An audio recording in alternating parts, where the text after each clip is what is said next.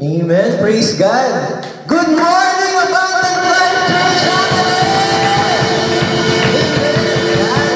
Sige po natin yung iwan natin. Siyempre, after natin mag-celebrate year-end party, ayun. Siyempre, celebrate natin si Lord for making it successful, walang napahamak, and at the same time, na-enjoy ng lahat. Ayun. Siyempre, ayun, praise God dahil daming presents, gifts, and at the same time, yung bonding ng bawat isa, ng bawat ministers, and members ng ating church. So, bago po tayo magpasimula, gusto ko lang pong i-share sa inyo dito sa, medyo mahaba-haba po ito. So, 1 Chronicles chapter 16, verses 7 hanggang 17. So, basahin po natin. Sabi po dito that they first appointed Asaph and his associates to give praise to the Lord in this manner. Give praise to the Lord, proclaim His name, make known among the nations what He has done. Amen.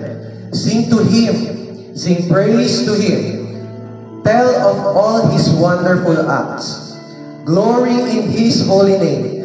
Let the hearts of those who seek the Lord rejoice. Look to the Lord and His strength, seek His face always.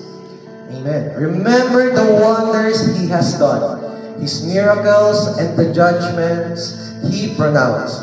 You, His servants, the descendants of Israel, His chosen ones, the children of Jacob. He is the Lord our God. His judgments are in all the earth. He remembers His covenant forever, the promise He made for 1,000 generations, the covenant He made with Abraham, the oath He swore to Isaac. He confirmed it to Jacob as a decree, to Israel as an everlasting covenant. Amen. Praise God. So, while we are celebrating talaga the special time of the year, gusto lang pong sabihin sa atin dito na let's give all back the glory talaga kay Lord. Amen. Lahat-lahat. Amen. I-proclaim natin ano bang ginawa niya. Ano bang nangyari during that time na pinanganak si Jesus? Ano ba yung naging purpose niya? And ano yung mga naging katubusan talaga during that time na from birth to His death? Amen. Let all the people know kung gaano kabuti yung Panginoon sa buhay natin. Lagi nga natin pong sinasabi na hindi natin deserve na mapalaya sa mga kasalanan natin, hindi natin deserve yung grace, hindi natin deserve yung mercy ni Lord, hindi natin deserve yung favor, hindi natin deserve yung blessings na gagaling kay Lord. Pero patuloy na pinoprovide at binibigay niya sa buhay ng bawat isa. Amen? Kasi ganun niya tayo kamahal. Ayan, kaya sa umaga pong ito, inaanyayahan ko po bawat isa na tumayo, and let's prepare our hearts to glorify the Lord, to worship Him this time. And let's just give this moment para sa Panginoon. Amen. Awitan natin siya wholeheartedly, and at the same time, let's give our best praises and best worship for the Lord kasi binibigay din ni Lord yung best para sa atin. Amen. Amen. Kaya sa napakagandang umaga ito, let's just invite the presence of the Holy Spirit. Our Lord, speak to us.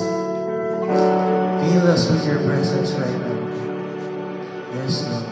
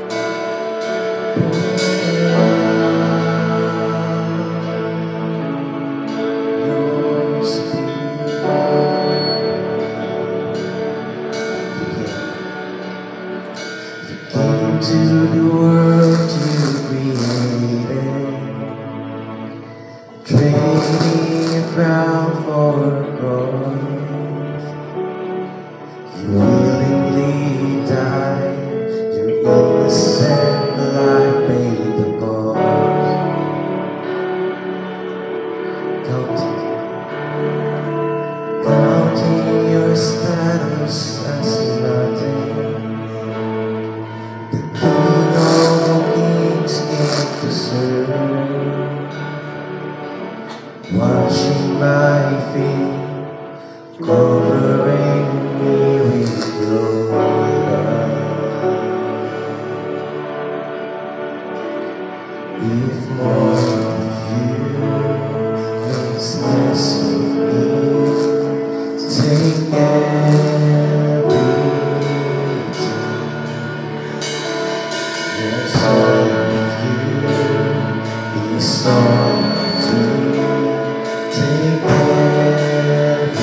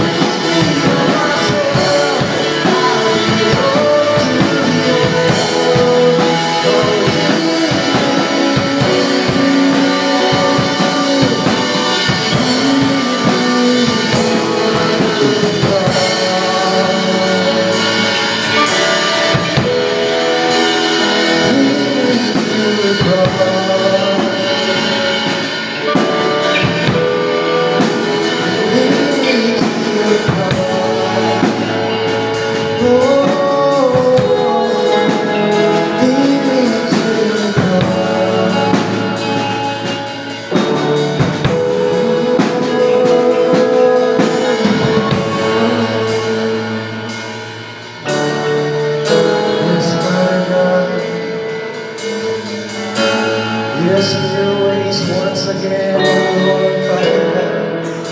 For you know what's better for each and every one of us, O Lord. Alam mo kung ano yung mas nakakabuti para sa amin, O Lord. Kaya sa awitin namin ito, O Lord, sa aming pagsamba sa iyo sa umagang ito, sa napakagandang umagang ito, Panginoon, patuloy na hinihingi namin ang pagbabago mo sa puso namin, O Panginoon. Pagbabago ng aming isipan, O Lord. Sa pagbabago ng pamamaraan namin, O Lord. Na akala namin minsan yun yung tama. Pero alam namin, O Panginoon, na kung ano yung kalooban mo, kung ano yung plano mo, much more better doon sa gusto namin. Kaya hayaan mo, O Lord, Father God, at tulungan mo kami ngayon na alisin yung sarili namin, O Lord. Yung sarili namin vision, sarili namin nararamdaman. Upang mabuksan namin, O Panginoon, ang aming puso't isipan doon sa plano mo, sa plano mong napakabuti, sa plano mong perfecto, O Panginoon, para sa buhay namin.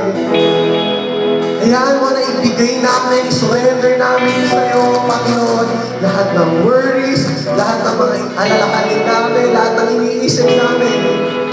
Hayaan lang namin na ikaw yung kumilos sa buhay ng bawat isa. Ikaw yung kumilos doon sa plano na gusto mo para sa buhay namin. Hindi yung kami yung masusunod. Ikaw, Panginoon, ang maitaas. Ikaw yung masusunod sa buhay namin. Tulungan mo kami, O Lord, Panginoon. Iwanan, O Lord, yung manibela ng buhay namin at hayaan namin na ikaw yung mag-drive nito. Hindi na kami. Tulungan mo kami makawala doon, O Lord. Kung nahihirapan man kami. And right now, O Lord, bagong taon na naman ang aming susungin. Bagong taon na naman ang aming kahaharapin. Pero alam namin, O Panginoon, yung kabutihan mo, yung kadakilaan mo, yung katapatan mo ngayong taon, na kapag binuksan namin yung puso namin, yung isipan namin, yung buhay namin para sa kalooban mo, everything will go as you plan, O Lord. Your timeline will be followed. The generational curses will be broken, O Lord, Father God, in your name. Lahat ng mga pinag-pray namin, O Lord, Father God, for this upcoming year will come to fruition, O Lord, Father God. Alam namin na magbubunga ang lahat ng ito. Dahil alam namin na kapag kumapit kami sa iyo, kapag kumapit kami doon sa plano mo, sa pangako mo, hindi kami mawawala. Hindi kami mapapariwala. Matataman kami, babangon kami. Kasi meron kami Diyos na handa kaming tulungan, gabayan sa bawat hakbang na kailangan namin lakbayin sa mundong ito. At hindi mo kami bibitawan sa lahat ng oras na gusto na namin bumitawan, Panginoon. Sa gusto na namin tumalikod sa iyo. Ipapakita mo, Panginoon, na nandyan ka palagi. Lahat ng plano mo sa bawat buhay, bawat pamilya na nandito is great. Kasi yung income mo nga, Panginoon, sa langit eh. Perfecto na lahat. Wala na kami iisipin. Yung plano mo pa kaya sa buhay namin dito sa mundong ito. Kung paano mo kami gagamitin. Kung paano ka pa magmamanifest sa buhay ng bawat isa. Kaya sa umagang ito, Panginoon, patuloy na ang banal mong Espiritu ang lumuko sa bawat isa. Sa salitang maririnig namin sa umagang ito, ikaw ang mangusap sa Panginoon. Ikaw ang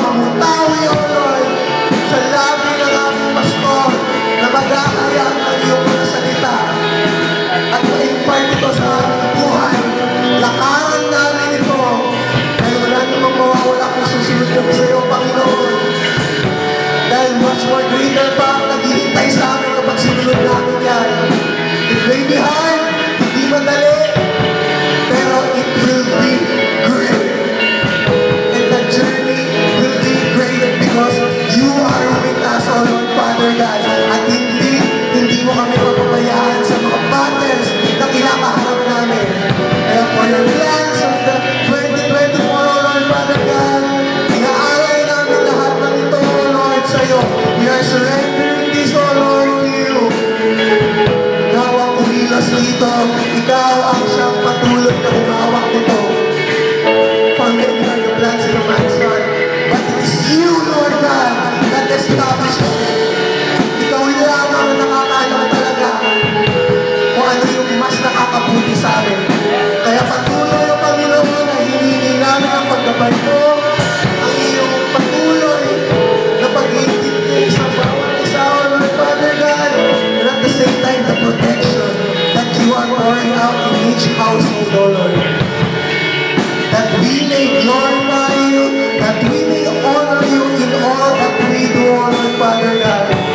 Kaya right now, Lord, we just want to give you all the praise, all the glory, all adoration. We just want to glory. For you are our Lord God, the God of all God, the Lord of Lords, the King of Kings, and all that have faith, and all that kumakapit doon sa ating Panginoon ay magsabi ng victorious at malakas na Amen! Amen! Yes, Lord! Yes, Lord!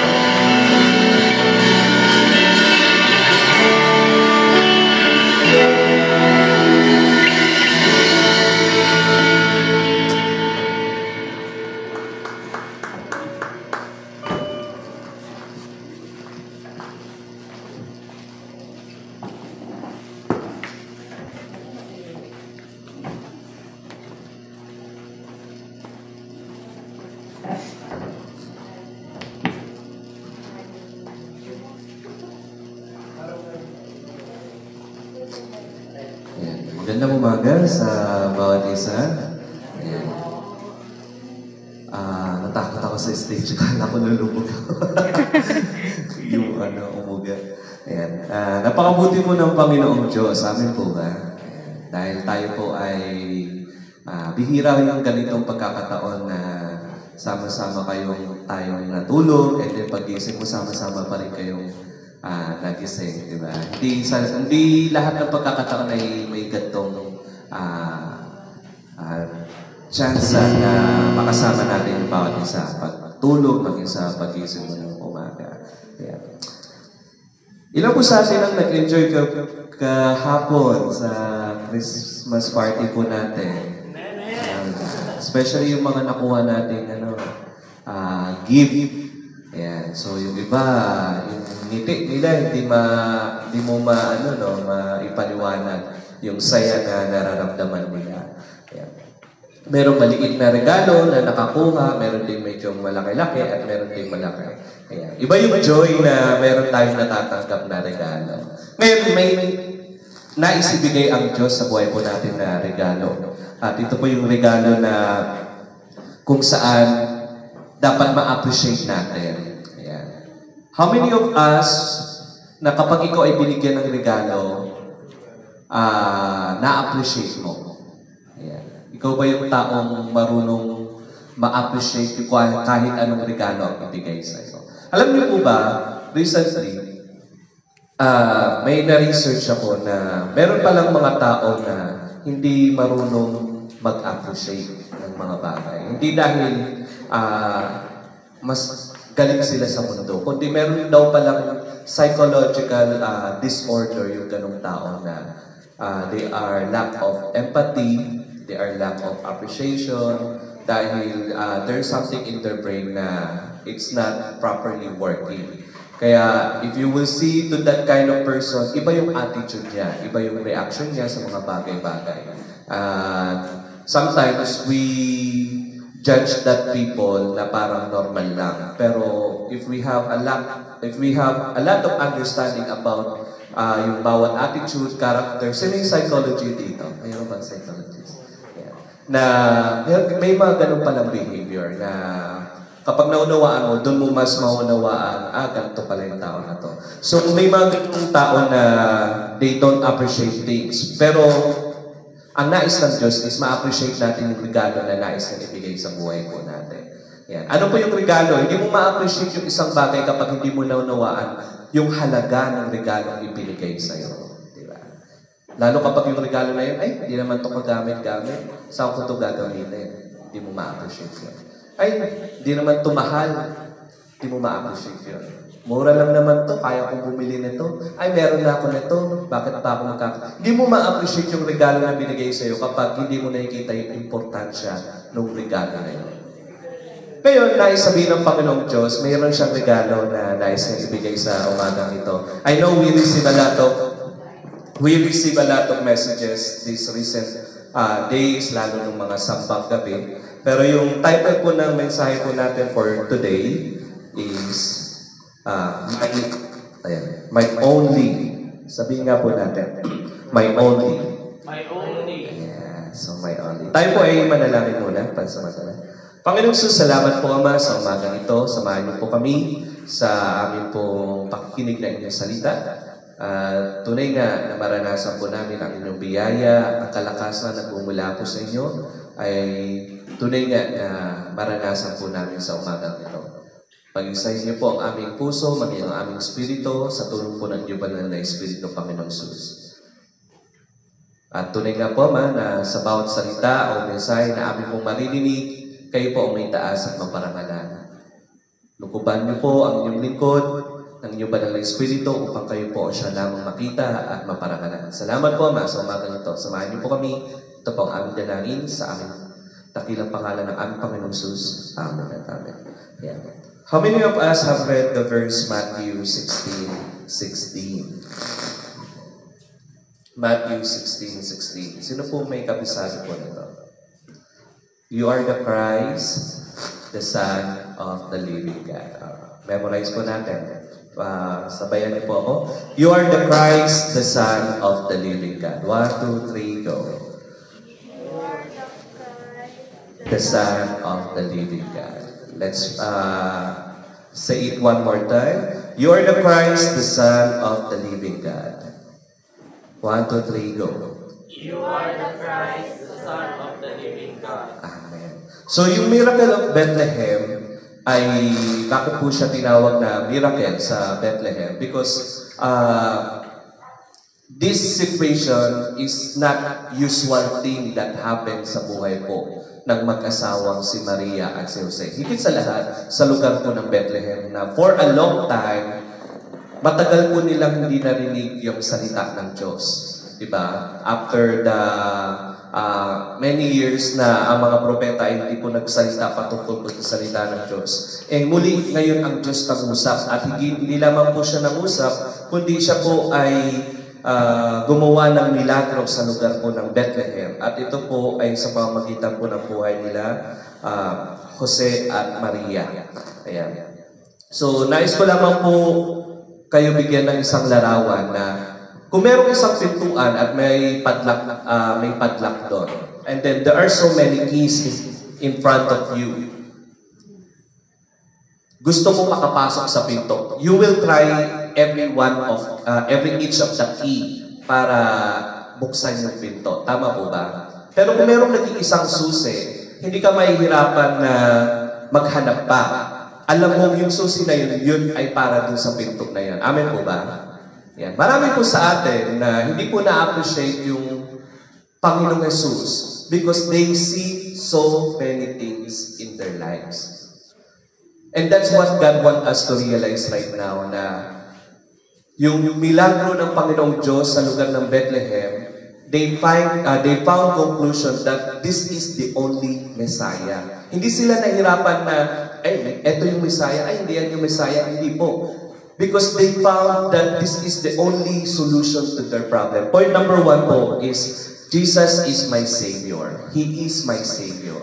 Hindi po siya para po sa karamihan, kilala nila ang Panginoong Jesus na siya ay tagapagligtas. Pero sa atin, personally, how many of us experience that He is my Savior? Yeah. Before, when I was, nagpapasimula pa lamang po ako sa pagiging Kristiyano, akala ko pagiging Kristiyano ay yung basta lang maka-attend sa church. Yung maka-attend ka sa Christian church, pwede ka nang tawaging Kristiyano.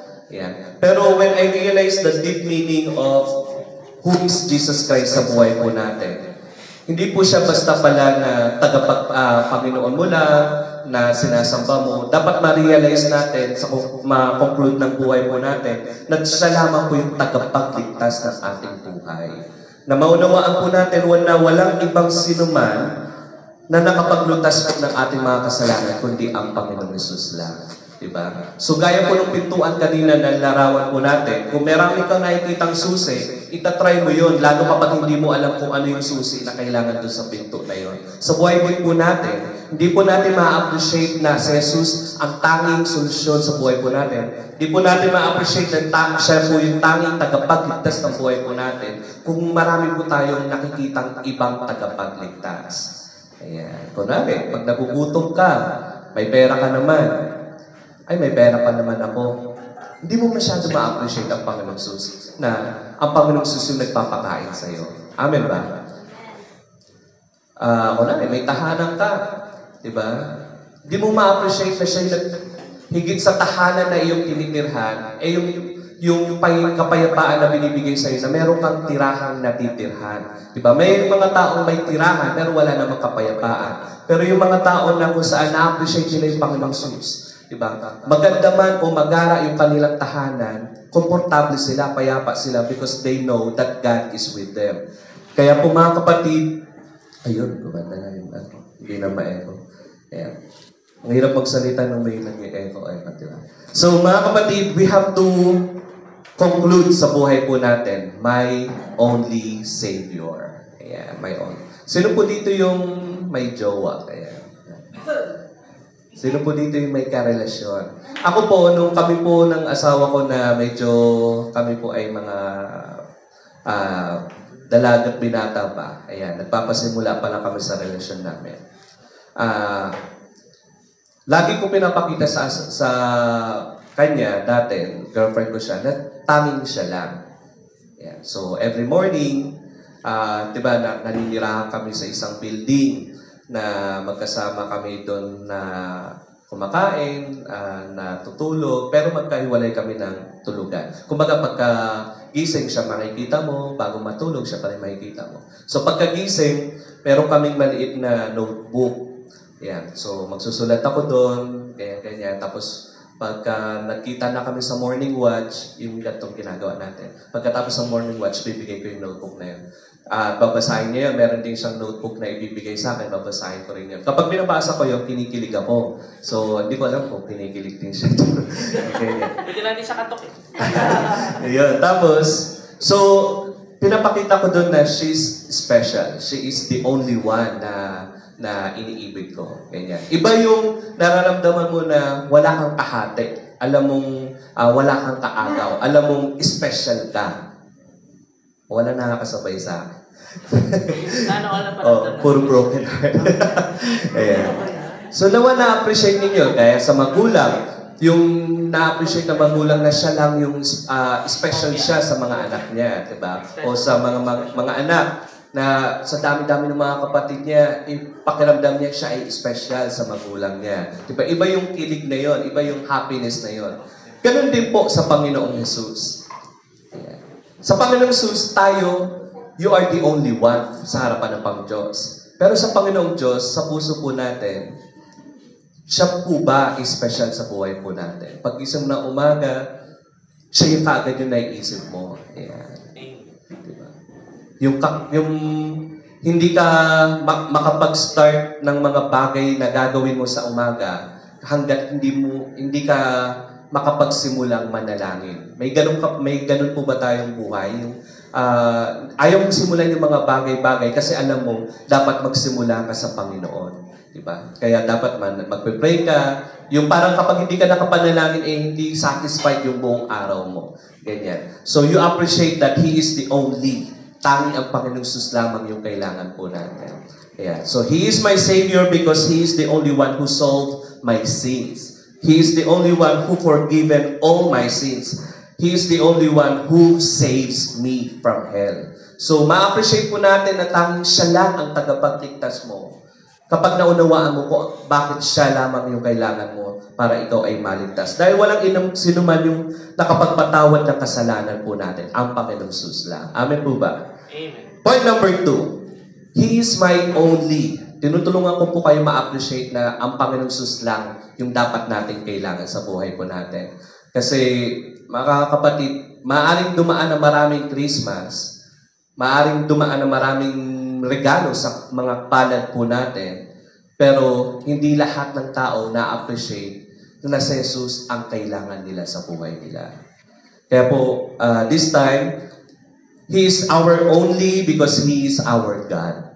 He is our Lord. Yeah. So, He is our God because He is the one who gave life sa buhay po natin. Yung magising ka, buhay ka pa rin, yung humihinga ka, yung kompleto pa rin yung katawan mo, yung ikaw ay magising na malakas ka pa rin, yung wala kang karamdamang iniinda, isang malaking pagpapala po yun sa Panginoon. Amen po ba? Amen. Yung hindi ka naiwan doon tapos ginigising ka kasi wala ka ng buhay.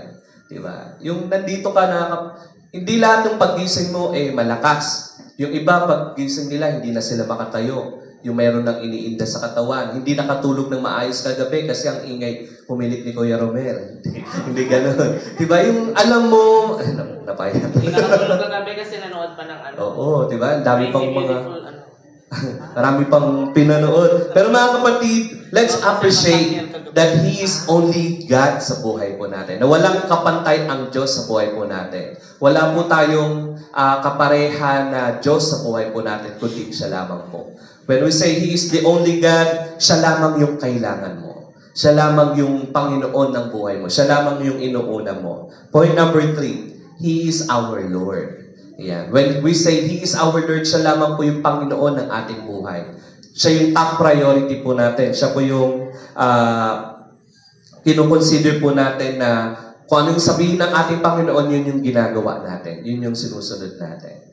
Yan. So, how many of us have this experience that He is the Savior, He is the only God, and He is the only Lord? I hope this morning, bagamat medyo madilim pa, let's have a conclusion that Jesus is my only. Yan. That Jesus is my only Savior. That Jesus is my only God. That Jesus is my only Lord. Yan. Tunay nga po na sa buhay ng mga Kristiyano, magkaroon tayo ng conclusion sa buhay po natin. Na hindi na tayo maghahanap pa ng iba. Na hindi po natin ipapakita sa Panginoong Jesus na dapat meron siyang pagsalusan sa buhay po natin. Na ang Panginoong Jesus po ay ating tanging kailangan. Mahirap po sa atin na magbigay sa kapwa kung wala ka naman. Diba? Amen po ba? Mahirap sa ibang tao na maranasan nila yung meron ka kung wala ka namang maibibigay. Sa ibang tao, kaya hindi po nila nakikita na ang Panginoong Jesus ay kailangan nila sa buhay po nila kasi walang taong nagbibigay nun sa buhay po nila. And the only person who can share Jesus sa ibang tao is the only person who truly experienced Jesus sa buhay po nila. Kaya po, para maranasan po natin na si Jesus lamang po ang ating Panginoon at tagapagligtas at siya po ang ating Diyos, we have to make a conclusion before we end this morning morning devotion po natin that He is the only solution sa buhay po natin. So, this time, let's ask guidance of the Holy Spirit. Tayo po ay samahan niya na magkaroon po tayo na pagninilay-nilay sa Kanyang salita. Na, Lord, kung meron mang pagkakataon na hindi Ikaw yung nagiging only ko sa buhay ko, hindi Ikaw yung hinahanap ko sa tuwing kapag ako ay may problema. Hindi Ikaw yung hinahanap ko sa tuwing ako ay may karamdaman. Hindi Ikaw yung hinahanap ko sa tuwing kapag ako ay masaya, kapag ako ay kompleto. Lord, forgive me. Because when you died on the cross, I am the only one you were thinking on that cross for me to be saved. Ang Panginoong Jesus, walang ibang inisip kundi Ikaw. But right now, let's have a conclusion that, Lord, mula ngayon, mamumuhay ako na ikaw lang yung uunahin ko. Mula ngayon, mamumuhay ako na ikaw ang pinakamahalaga sa buhay ko. Mine only. Ayan. Sino po dito yung merong iniingatan sa tahanan nila? Yung merong mahalaga sa buhay niya, na kahit yung bagay na yon, alam niya yung importansya ng bagay na yun, na kahit anong mangyari, ay hindi niya ipagpapalit yung bagay na yun sa anumang halaga, sa anumang pagkakataon, sa anumang sino man yung taong manghingi na yun. Hindi niya ipagpapalit kasi nakikita niya yung halaga ng bagay na yun. Meron po ba? Yeah. Yung kahit anong mangyari, hindi mo ipagpapalit yun. Nawa, ganun natin ma-appreciate yung Panginoon Jesus. Na kahit anong mangyari, hindi natin ipagpapalit ang Panginoon Jesus. Amen po ba? Amen po ba? Amen. Tayo pong lahat ay tumayo. Manalangin po tayo. Dakilang Diyos na makapangyarihan sa lahat, salamat po sa mabuting balita na amin pong narinig. Ama, tulungan niyo po kami na tumuon lamang po sa inyo at hindi po sa aming sarili. May mga pagkakataon, Panginoong Sus, na kami po ay nadadaya ng aming sarili, ng aming kaaway, Panginoong Sus, na maraming inaalok ang mundong ito na ipinapakita sa amin na ang ibang bagay ay higit na mahalaga kaysa sa inyo, Panginoong Sus. Ngunit hindi po namin naunawaan na tanging kayo lamang po ang dapat namin kailanganin sa buhay po namin. Dahil walang anumang bagay sa mundong ito na nakapagligtas sa amin mula sa kapahamakan, mula sa kasalanan, kundi kayo lamang po, Panginoong Jesus. Kayo lamang po ang Panginoong Sus, ang siyang umibig po sa amin, ang siyang nagmahal sa amin ng buong buo, Panginoong Sus, na hindi po kaya kaming tanggapin ng mundong ito, Panginoong Sus, na sa tuwing kami po ay nagkakamali. Ngunit sa inyong harapan, Panginoong Sus, every time na kami po ay nagkakamali, every time na kami po ay tumatalikod, ang pag-ibig niyo po ay hindi nababawasan. Sa halip, ito po ay patuloy na lumalaki upang kami po ay tanggapin at iparamdam na kami po ay mahalaga sa inyo, Panginoong Sus. Salamat po, Ama, sa biyayang ito na kami po ay tinulungan ninyo na maunawaan na kayo po ay dapat na siyang maging higit na mas mahalaga sa buhay po namin. Hindi ang anumang bagay na natatanggap o na bibigay po namin sa ibang tao, kundi kayo lamang po ang maging konklusyon ng aming buhay that you are the Christ, the Son of the living God. That ikaw ang tanging solusyon na hinihintay po namin, Panginoong Sus. Gaya po sa buhay nila Maria, nila Jose, Panginoong Sus, they found conclusion that you are the only Christ. That's why they did their best, Panginoong Sus, to obey you, Panginoong Sus, to fulfill the covenant, Panginoong Sus.